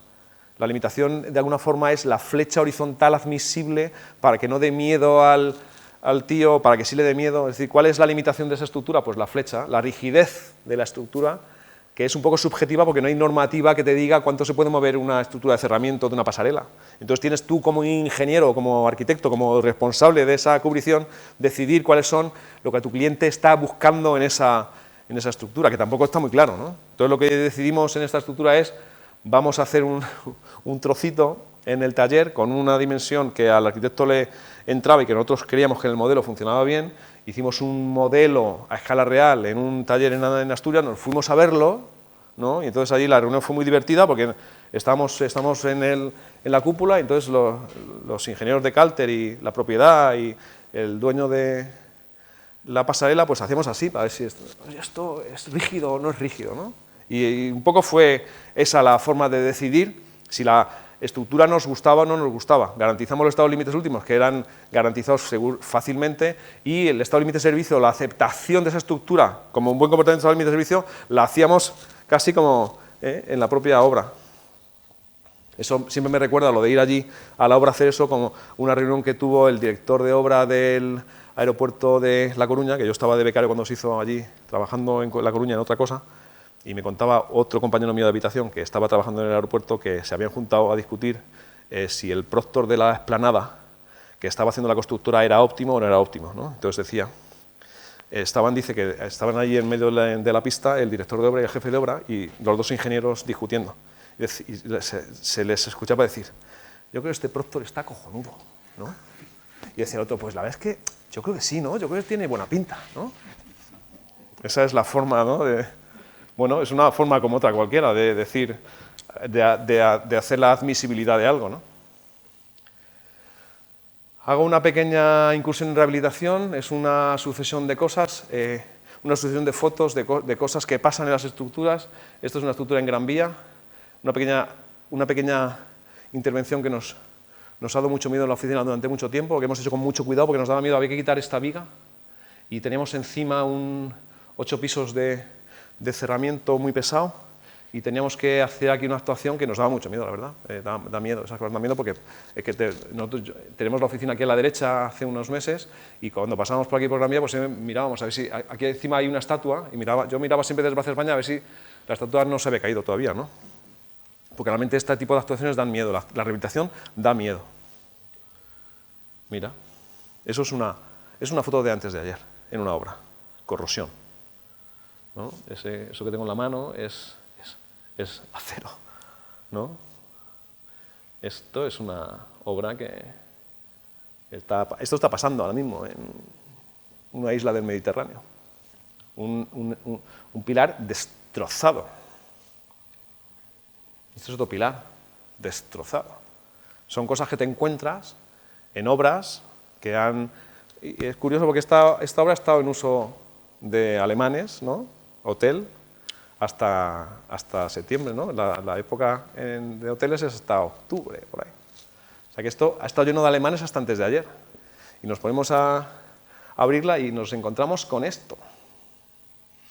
Y no se puede tirar el edificio, aunque yo creo que se debería tirar, porque si le tiras el edificio, el tío lo acaba de comprar, son un edificio de 8 plantas, línea de costa, que si lo tiran no se lo dejan construir otra vez, y ha perdido 40 millones de euros. Bueno, pues ahí está, ¿no? Hay que manejar esa crisis, ¿no? Y lo digo porque, bueno, y este es una lesión autoinfligida. Esto es una roza, ¿no lo creéis? Esto es una roza que hicieron los antiguos propietarios. Esto es una reivindicación corporativa, trabajamos todo lo que podemos y las cosas se nos caen. Entonces tendríamos que intentar que, por lo menos en rehabilitación y también en obra nueva, tuviésemos un poco más de respeto por nosotros mismos, que nos quisiésemos un poquito más y también pusiésemos un poco los pies en la pared con determinadas actitudes que muchas veces nos obligan a hacer los precios, los clientes, los promotores, etc. Y creo que como colectivo de de estructuristas o de proyectistas de estructuras, como queréis llamarlos, no sé, digo ingenieros y me perdonáis, como proyectistas de estructuras tenemos que tener un poco más de conciencia, especialmente en el mundo de la rehabilitación. En la rehabilitación han pasado cosas y van a seguir pasando como sigamos haciendo esto. Han pasado lo del Ritz, ha pasado lo de Martínez Campos, y se necesita cerebro en las obras, mucho cerebro continuamente, y cuánto más todavía. Oye, ¿cuánto hay que evaluar una estructura existente? Mucho. ¿Pero cuánto es mucho? Mucho. ¿Tienes más dinero? Hay que hacerlo más. Es como dice, bueno, es como cuando te vas al médico y dices, oye, dime si estoy bien. Bueno, pues si está bien, te meto un TAC, lo mínimo, ¿no? Porque si quieres decirte que estás mal, te lo firmo ya. Estás malo, tienes gripe, tienes tal, pero que estás bien, decir que estás bien, joder, déjame mirarte mucho, ¿no? Te miro a los ojos y dices, no, pues estás bien. No, hombre, no, hay que hacer más ensayos. Y te miro el hígado, pero también te quiero mirar la uña, y te quiero mirar el corazón, y te quiero mirar el no sé qué. Pues en las estructuras pasa lo mismo. Para hacer evaluaciones de estructuras existentes y garantizar después, porque tú coges la responsabilidad de que la estructura va a durar 50 años más, tienes que hacer muchísimas, y nunca es suficiente. Y eso habría que transmitírselo al cliente, ¿no? A quien sea. Otra, en fin, pasatubos, ¿no? Esto es un pasatubos. Solamente una cosa más, toda la profesión de arquitectura, ingeniería de estructuras, ingeniería de instalaciones, está claramente enfocada a que la tecnología de trabajo va a ser BIM. Eso, el que no lo quiera ver, pues que se quede en casa, pues esa es la realidad diaria del trabajo. Ya es una realidad 70% y va a ser una realidad 100%. Todo se hace en BIM, las estructuras, la arquitectura, las instalaciones, y además está muy bien que se haga, es un trabajo más que tenemos que hacer. Esto es una estación de metro en Qatar que se hace en BIM, pero vamos, los edificios en Madrid también se hacen en BIM, muchos de ellos. Y nada más. Esta es una preciosa viga biapoyada que conseguimos. Se hacen pocas vigas biapoyadas, esta es una de ellas, una estructura biapoyada con una fila de pilares triangulares. Esta es una obra de Justo García, es la comisaría de policía de Plasencia. Es mucho más bonita la estructura que el resto de la arquitectura. Esto es una estructura de 60 metros de largo y 18 metros de luz. Y justo quería poner pilares aquí. No los quería poner, pensaba que había que ponerlos, ¿no? Pilares aquí y pilares en este lado, ¿no? Y dijimos, quítalos, porque si en el fondo aquí, en el medio de la estructura, tienes una flexión cilíndrica que tienes que soportar, ¿para qué le vas a meter pilares aquí? Para cambiar el trabajo cilíndrico que tiene, que es precioso, pues esos pilares ahórratelos y si no los quieres, no los pongas, ¿no? Así que, bueno, con esto no está acabo. Muchas gracias.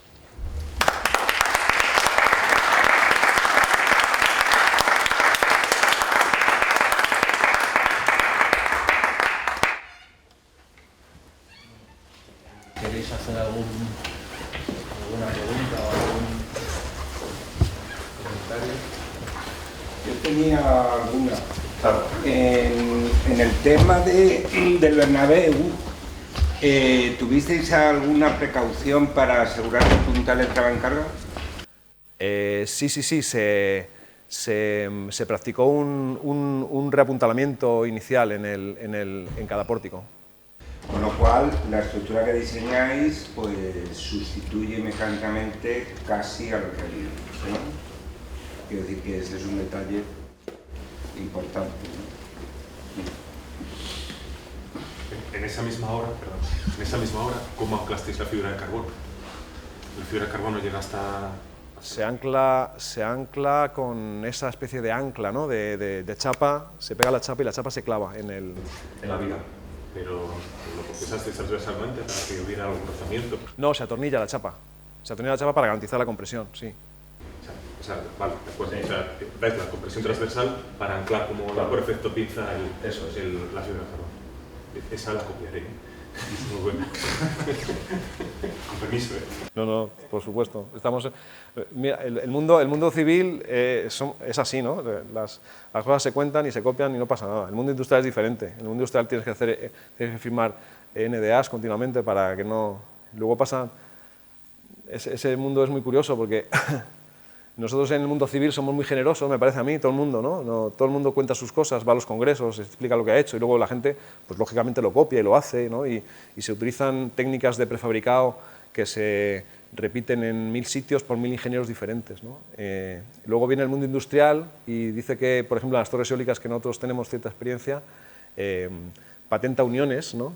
Que dicen, bueno, y dices, pero esta unión está patentada de verdad, pero si en edificación, en obra civil, en cualquier proceso prefabricador hecho en obra civil, esto se ha hecho 1000 veces, ¿no? Pero lo que ocurre es que dicen, no, pero esto está en esos molinos de viento. Entonces esa es la razón para patentar, ¿no? Entonces ahí el mundo de la propiedad intelectual es muchísimo más complicado, porque además, claro, una empresa que tiene una patente cree que la propiedad intelectual o esa patente es patrimonio de la empresa, cuando en realidad, si sales del mundo eólico, en el mundo normal tú escuchas a alguien que ha hecho una cosa, te gusta y la copias y la vas haciendo sin ningún problema legal, ¿no? Y en el mundo industrial sí que tiene. Es una cosa alucinante. No se explica muy bien por qué. Yo creo que es la laxitud de los agentes que expiden patentes, que no se dan cuenta que las patentes que se expiden, ¿no? Es como dicen, no, me he inventado la fabada, ¿no? La fabada asturiana eólica, ¿no? Entonces, bueno, por contestar, vamos, yo tengo una patente desde hace 5 años y ese mundo lo conozco un poco y mi opinión es, en mi opinión es diferente, quiero decir, es mi opinión, y hablo por mí, o sea, mi opinión, yo voy a hablar por mí, sin meterme. Yo creo que es ignorancia nuestra del mundo de los civiles y de los arquitectos también, perdón, los arquitectos y de los civiles, que estamos haciendo prototipos de forma continua y no sabemos fijar el conocimiento intelectual por una vía jurídica que es la patente, que es la única y honesta defensa jurídica independiente de los políticos, incluso internacional, o sea, no depende más que de técnicos independientes, que puede hacer honesta defensa de nuestro trabajo. Y tiene su valor, en mi opinión, y te estoy adelantando, bueno, mi experiencia, no sé, y en mi opinión es importantísimo para fijar la industria. Y me explico, ¿vale? Bien, voy a poner un ejemplo. Un ejemplo real, de nuestro mundo. El postesado. Hasta 1960, todas las patentes de postesado son del mundo anglosajón, excepto una de española, de Barredo. No sé si... Bueno, pues a día de hoy, como esa tecnología ha sido defendida vía patentes suizas, fundamentalmente alguna italiana, francesa, británicas y de Estados Unidos, pues toda la industria relacionada con el postesado está en esos países. Y la protección ha sido vía patente. Entonces, cuando tú haces una patente de una nueva técnica, te estaba esperando que el apartado de tecnología que nos explica, pues perdona que te dé un poco de que el apartado de tecnología es fundamental, porque vía patente tú lo que generas es una industria. Y con esa industria generas una empresa, y esa empresa es trabajo para nuestra gente. Entonces, ¿qué es lo que pasa? Que no tenemos paciencia. O sea, y estoy hablando por mí. O sea, que estamos haciendo prototipos y sobre todo, vamos, yo en esta escuela he visto hacer cosas a los chavales desde 18 años que alucinan. O sea, he alucinado. Pero esta técnica de fijar nuestro conocimiento la perdimos en la guerra. Es decir, vamos, y vuelvo a nuestra historia. Leonardo Torres Quevedo, que fue el inventor del zapping, del teleférico, o sea, lo importante de él no es que fuera un inventor, lo importante de él es que inventó el teleférico para montar la empresa que sabía que tenía que montar el teleférico en el punto del planeta donde había gente más rica para amortizar la inversión, tanto de la inversión como de las empresas que se montó allí, que fue con capital español, ¿de acuerdo? Para en 5 años demostrar que eso era rentable, venderlo y retrotraerla. El capital para seguir inventando con los dirigibles y con el resto de cosas así.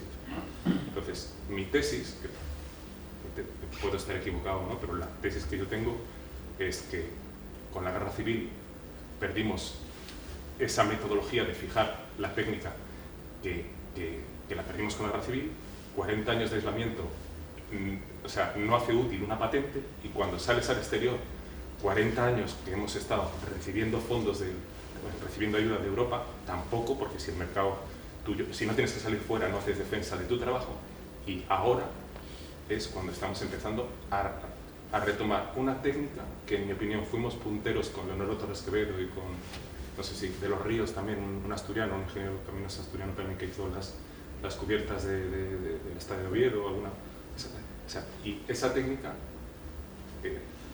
necesitamos volver a retomar. Yo estoy de acuerdo contigo. Que igual puedes, o sea, y pero creo que son, digamos que yo a lo mejor hablaba de otra cosa, porque estoy muy de acuerdo con lo que dices. Es decir, que las técnicas hay que patentarlas, por supuesto. Creo que es bueno patentarlas, pero cuando son novedosas. Es decir, que a mí me parece que las invenciones, en fin, nosotros en la oficina tenemos 3 o 4 patentes y estoy, creo, absolutamente de acuerdo con patentar las ideas que uno tiene para defenderlas y para generar industria, porque además es la consecuencia inmediata, clarísimamente, ¿no? PUS, de hecho, que es una empresa que hace estructuras plegables a escala arquitectónica, que es una herencia ideológica de Pérez Piñeiro, y que lo que hacemos es vender, digamos, cubiertas para exposiciones, para stands, para ferias y para hoteles, para bodas y no sé qué. Hacemos una cubierta que se pliega, se despliega y se pliega de forma fácil, y es una cubrición cupular preciosa. Tiene una patente de defensa y de ataque, ¿no? Es decir, oye, nosotros hemos pensado en esta historia y hay que defenderla con una patente y, en fin. Totalmente de acuerdo en que hay que defender la propiedad intelectual, totalmente de acuerdo en que la propiedad intelectual patentada genera industria, absolutamente. Ahora, lo que yo digo, que es otra cosa un poco diferente, es, además de eso, lo que no puedes hacer es jugar con la ausencia de patente para patentar una cosa que no es patentable, ¿no? Que eso es lo que juega, de alguna forma, muchas patentes del mundo eólico juegan con esa realidad. Varias que además están cobrando regalías, o sea que conozco bien el mundo y sé que hay varias patentes por ahí que no son defendibles, pero bueno, pues que se utilizan de forma atacante, ¿no? Te tomo la palabra. Si eso es cierto, puedes hacer con esta defensa del trabajo, de la historia de eso, para evitar que esa patente se anule. Claro. De hecho, claro, es una forma de negocio, sobre todo en el mundo anglosajón, no solamente en el nuestro, que, o sea, estamos en pañales, en mi opinión. Sí. Hombre, que evidentemente, si es verdad lo que yo digo, pues tiene defensa jurídica. Pero bueno, lo que te digo es que si algo, o sea, que eso, si es verdad, pues tendrás que hacer también defensa de que eso se abra. O sea, no, o sea, bueno, lo digo por experiencia, que hemos defendido, nosotros nos han dicho que hemos traído patentes que son absolutamente ridículas, ¿no? Bueno, otra cosa es qué es lo que patentar, porque la segunda, me permitís, ¿no? Si no, o sea, porque de verdad, este es el sitio donde más se inventa. Y el segundo problema, bueno, voy a decir solamente 2 cuestiones más. El segundo problema es, confundimos invención con patente, ¿de acuerdo? Entonces, o sea, cuando tienes una invención, quieres patentarlo todo. Y ese es el error gravísimo, porque lo único que debemos patentar es la parte de la invención fundamental para que haga honesta defensa de nuestro trabajo y permita su ampliación. Los americanos lo hacen así, hacen un invento, entonces cogen esta unión y patentan 2. Y todo el resto lo pueden variar y además les permite hacer el desarrollo de su producto. ¿Vale? Esa era la segunda cuestión. Y la tercera cuestión es, o sea, que, bueno, no sé, no, es que daría para mucho y por respeto a vuestro tiempo, o sea... Juan Carlos, yo me ha enganchado el tema de los coeficientes de seguridad y la venta.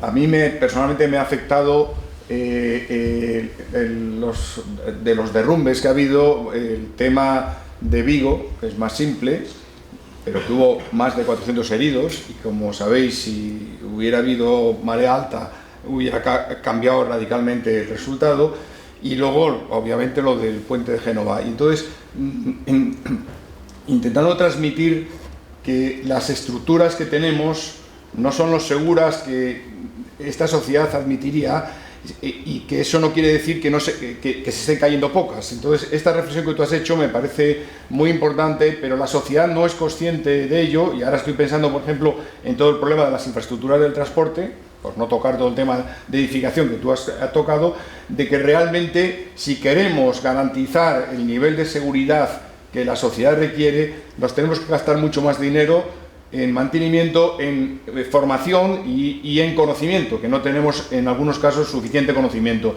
pero no hay una conciencia de ello. Y bueno, la diapositiva tuya con el comentario, con mucha más gracia que yo, de lo de la venda, me ha gustado porque creo que es una venda. Es una venda. Y además, los técnicos involucrados, no políticos, hacemos mal si le decimos a los políticos que en España se están haciendo bien las cosas, que eso es un discurso que de alguna forma en algún foro he oído, ¿no? Es decir, pero en España, ¿no? Y pone un periodista el Alcachofa y dice, pero en España pasa eso, y tú dices, joder, no voy a cagar. Pues no, hombre, en España hacemos las cosas mejor. ¿Cómo que hacemos las cosas mejor? En España hacemos las mismas cosas que en Italia. Lo que pasa es que Italia tiene la mala suerte que se le ha caído un puente, o bueno, en España no se han matado tantos, pero lo de Vigo pues es un... O sea, en España hacemos las cosas igual de bien que en Italia. En Italia no se están haciendo mal, se están haciendo como en España seguramente. El nivel de inspección de puentes, el nivel de... se hace parecido, pero corremos el peligro porque tenemos que darle más valor al patrimonio construido de lo que le estamos dando, ¿no? Y ahora además tenemos un problema porque estamos además, el patrimonio construido, si no lo tocas, pues a lo mejor se mantiene, pero si lo tocas, se puede caer, ¿no? Es decir, que si no vas al médico, pero si te buscan, la vas a tener. Tú empiezas a mirar en los patrimonios construidos de edificios, de puentes, no sé qué, y siempre encuentras cosas. Si lo tocas, tienes más peligro. Entonces, ahora estamos en ese momento. Yo creo que hay que decirle a la opinión pública claramente que las estructuras que tiene son obsoletas y que a lo mejor han envejecido bien o a lo mejor no han envejecido bien. Y que eso tienes una preocupación constante, igual que con el coche y la ITV, ¿no? Eso decíamos otro día en el foro ARPO, el tema de, ¿no? Con Luis Ortega decíamos, claro, es que como la ITE y la ITV es lo mismo. ¿Tú qué te crees? ¿Que por llevar tu coche a la ITV te va a durar 10 años más? Pues no, pues la ITE es lo mismo. ¿Te estás seguro de que...? Porque en el fondo lo que haces es mirar, ¿no? Saca la lengua, a ver los ojos, los tienes rojos, ¿no? Pues venga, pues estás perfecto, no te vas a morir. Hombre, pues no, te puedes morir. Yo creo que esa necesidad de transmitir a la sociedad el peligro que corre, perdonas la exageración, pero sería bueno, porque vamos de un polo opuesto, pues por lo menos, ¿no? Vamos al otro, para transmitir a la sociedad que es importante que las estructuras tienen que ser rehabilitadas, inspeccionadas. Sí, hay tiempo. No, es que han salido dos temas muy interesantes. Claro, yo soy antipatente, aunque afortunadamente en el departamento hay gente que está patentando cosas porque yo creo en el Creative Commons, o sea, lo de patentar el teorema de Pitágoras. Pero entiendo el asunto, pero quería al menos mencionar que existe la otra posibilidad, es que tú inventas y bueno, y no cobras, ¿no? Pero yo lo uniría a esto del tema de la seguridad. Siempre se dice que la sociedad exige seguridad, la sociedad no exige ninguna seguridad, eso es un mito filosófico, es una superstición que viene muy bien para explicarle a los alumnos, porque la seguridad la pone el técnico. Inicialmente no había cálculo, luego hubo cálculo, y claro, cuando un ser humano dice voy a construir esto y no se va a caer, es el primero interesado en poner la seguridad. Y de hecho, los coeficientes de seguridad no se discuten en el Parlamento, lo discuten los técnicos. Y esto yo creo que tiene tendría un posible punto de confluencia entre... Juan Carlos ha dicho que no nos considera mucho en algún momento, algo parecido, y yo creo que es verdad. Y no solo los ingenieros ni los arquitectos. Y pondré un ejemplo puramente doméstico del penúltimo edificio en el que he vivido, ¿no?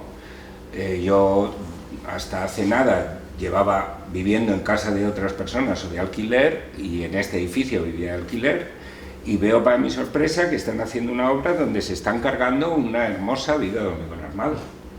Y entonces le pregunto a la casera, oye, Elisa, están destrozando el edificio, ¿de esto qué arquitecto lo lleva para hablar con él?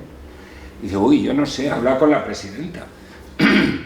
Y hablo con la presidenta y le digo, Beatriz, aquí está pasando una cosa muy grave, ¿me podrías dar el nombre del arquitecto que lleva esto? No, esto no lo lleva ningún arquitecto.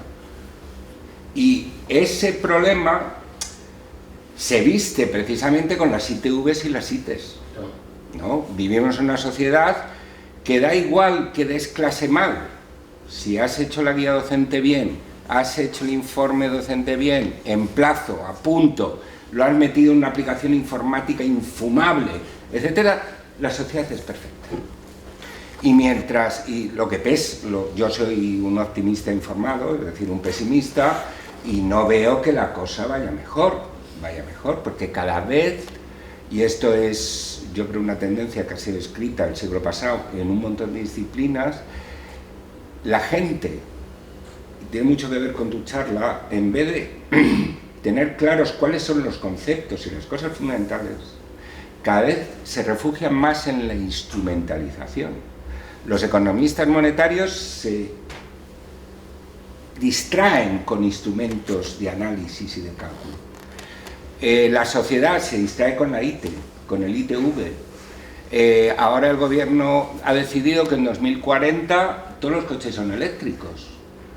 Pues salvo que cambie la generación de electricidad, un coche eléctrico emite el doble de CO2 que uno de gasolina.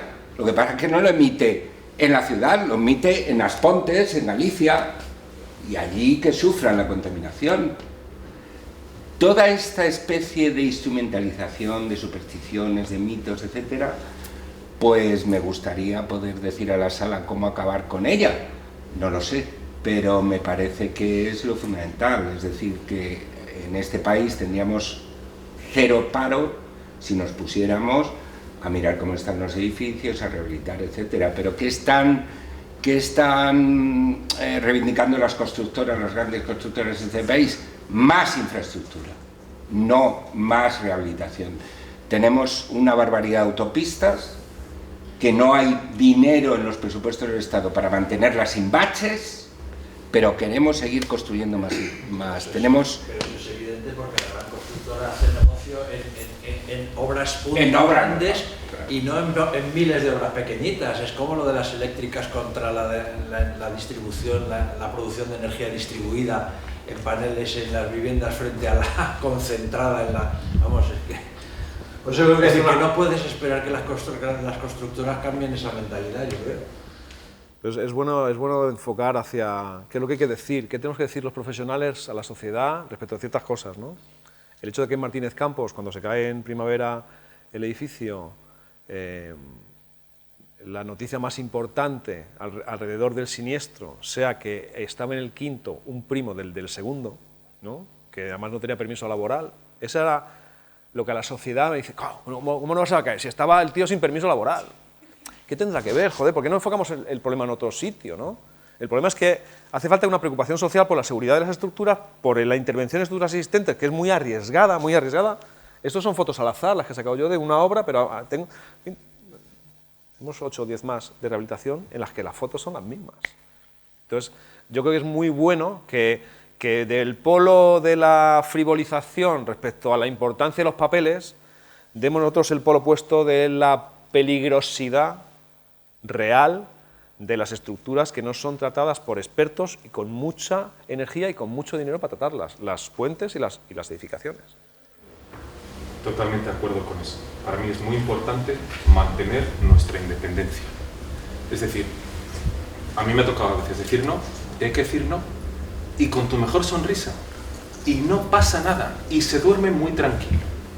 No pasa nada. Y es más, a la larga, te respetan más. Solamente una cuestión respecto a lo de la patente. Yo era de lo de la protección por patentes. Yo era de su opinión. De hecho, o sea, la tecnología que yo he podido desarrollar de detalles constructivos, pues yo la regalaba. En hormigón y acero la tengo regalada.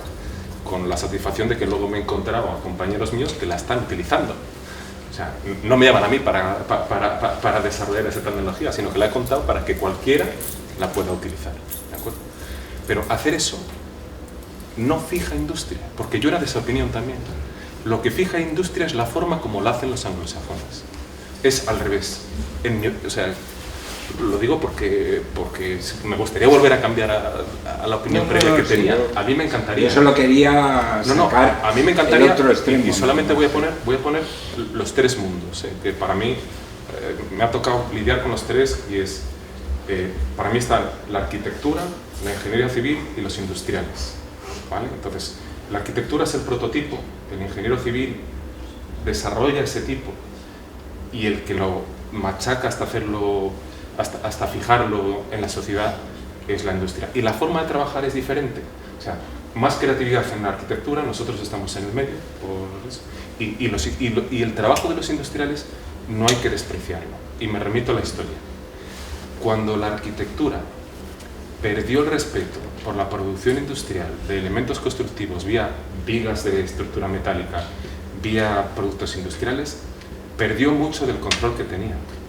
O sea, hasta el punto en el que todo eran prototipos, la arquitectura tenía el control sobre eso. Entonces, es muy importante no perder esa perspectiva, o sea, el dominio de aquellos elementos constructivos que se van a repetir muchas veces, porque encima eso es lo que crea el ahorro a los demás, o sea, porque se puede hacer muchas más cosas, se puede hacer mucha más arquitectura, se puede dar mucho más servicio. Eso es solamente esta pregunta. Pues muchas gracias por las intervenciones. Yo creo que ha estado muy rico también el debate posterior al hilo de lo que nos has contado. Y muchas gracias. Bueno, gracias a vosotros.